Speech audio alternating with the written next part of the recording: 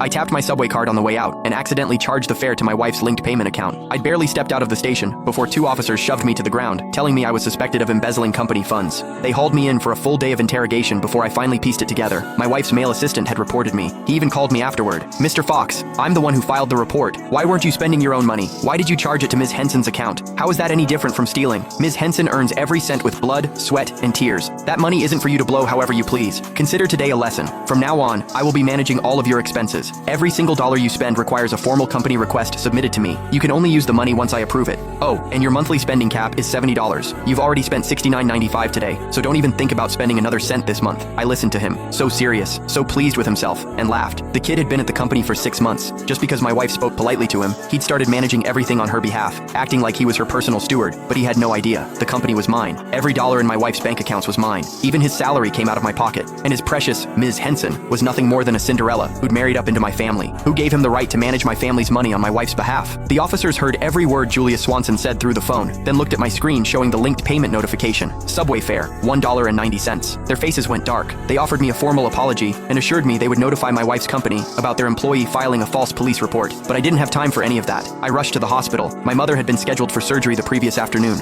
She needed my signature. I never expected to get dragged away the second I stepped off the subway. A full day and night lost. I didn't dare imagine how much her condition might have deteriorated. I burst through the hospital doors and nearly collided with the doctors, who grabbed me by the arms. "Hurry, Mr. Fox, sign now so we can prep for surgery." I signed as fast as my hand could move, then ran to the billing counter. I handed over every bank card in my wallet. The nurse slid them all back across the counter. "Mr. Fox, there's nothing in any of these accounts." My blood went cold. "That's impossible. These cards have tens of millions between them at the very least. How can there be nothing left?" Julia Swanson's words from earlier flashed through my mind, and it hit me. He must have transferred every last cent out of my accounts. I pulled out my phone and called my wife. A few rings, then the line connected. "Honey, But instead of her voice, Julia Swanson's impatient tone cut through the speaker. "Mr. Fox, are you serious right now? Give it a rest. So your spending got restricted. Is that really worth running to tattle about? Let me save you the trouble. Complaining won't change anything. Ms. Henson personally told me to rein you in." I swallowed the anger clawing up my throat. There was no time to argue with him. I got straight to the point. "I'm at the hospital. I need money. Transfer my funds back. Now. Or put my wife on the phone. I need to speak with her." His voice came back through the line, dripping with self-importance. "Ms. Henson is busy. She doesn't have time for your little problems. She's given me full authority to handle this. You need money? Sure. Do what I told you. Submit a formal company request.